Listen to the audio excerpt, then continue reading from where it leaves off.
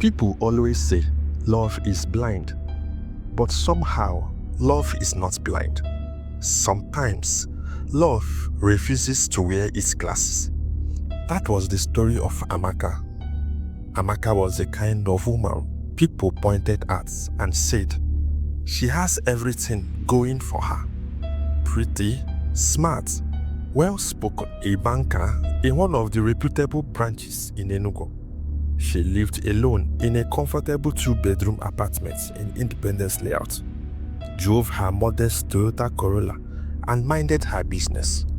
Her neighbors liked her because she was peaceful. Her colleagues respected her because she was diligent. Her parents trusted her because she had never disappointed them. But even the strongest woman have one weakness: love. And love for Amaka had a name: Obinna. Tall, soft-spoken, handsome. The type of man every girl's mother would approve of without even praying. Their love started back in the university, inside a noisy and overcrowded lecture hall where the ceiling fans could only blow hot air. They were both in accounting department, both serious students who minded their book, and both too shy to confess how they felt at first. It started like a movie: a borrowing calculator, a forgotten notebook, the way their eyes met too often, the way his smiles made her forget the lecturer's voice. By 300 level, everyone knew they were together. They were the kind of couple people use as an example of campus sweethearts. They studied together, prayed together, and even attend lecture together. But life has a way of testing promises. After graduation, their paths separated like two roads in the forest. Obinna traveled to Lagos to hustle. As he always said, he started a motor pass business in Apapa, sharing a small room with 2 cousins until he found his feet. Amaka stayed back to pursue her career and later went for NYC in Abakaliki. Distance does many things. For some people, it kills love. For others, it reveals it. For Amaka, the distance strengthened her love. For Obinna, it reveals his secret. But she didn't know that yet. After her service here, she reconnected with a fire that felt even stronger. Obinna would call her late at night and say, "Nkem, I'm doing all this because of our future.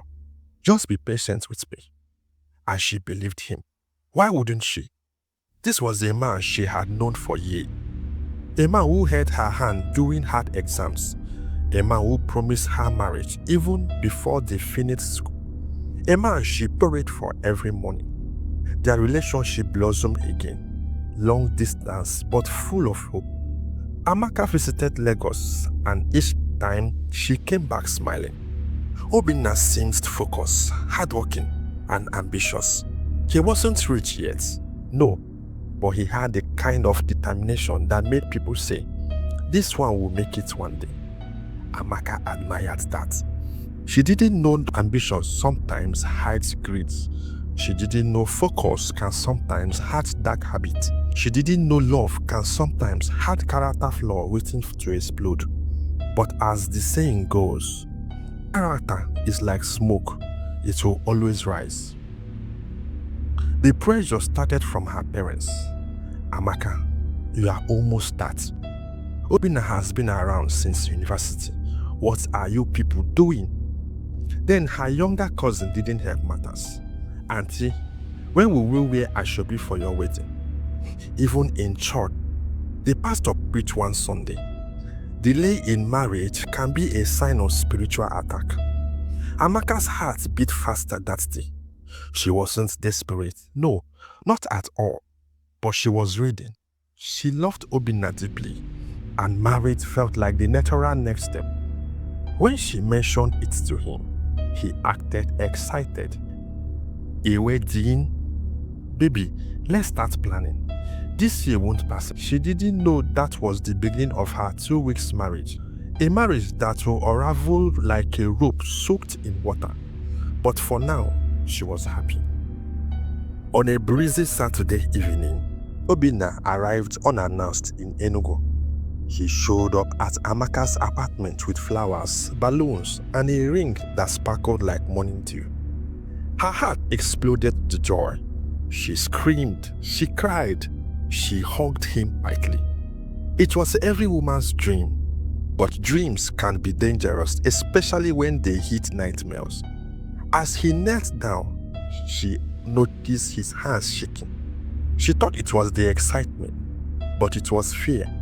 Fear of the truth. Fear of what marriage would expose. Fear of the secret lifestyle he had carefully kept away from her. He pushed the ring forward. Will you marry me? He covered her mouth and nodded vigorously. She leaped into his arms as neighbors were shouting, "Say yes, say yes," from their balconies. Social media carried the news like wildfire. Her friends came running, her parents danced, her siblings were screaming. It was beautiful, too beautiful, suspiciously beautiful. Looking back, she would later see that day was perfect, too perfect, and sometimes perfection is a warning. The wedding planning was like a festival. Obinna insisted on class. Classy venue, classy deco, classy caterer, classy everything. He kept repeating, "Amaka, I want to give you a wedding people will talk about for years." And he did, but not in the way he intended. Obinna brought money, so much money. New money, crypt money, money that smelled like fresh nylon. Amaka asked once, "Obinna, are you sure we should spend this much? This wedding is getting too expensive." He laughed and hugged her. "Don't worry, a man must marry with pride, but his pride had a price. A price he wasn't paying alone. A price she would later suffer for." As the wedding day approached, little signs began to show. A strange phone call he quickly answered. A message he did delete too fast. At night, he came to Enugu and returned to Lagos before dawn. A business partner she had never heard of calling him chairman. When she asked questions, he would smile.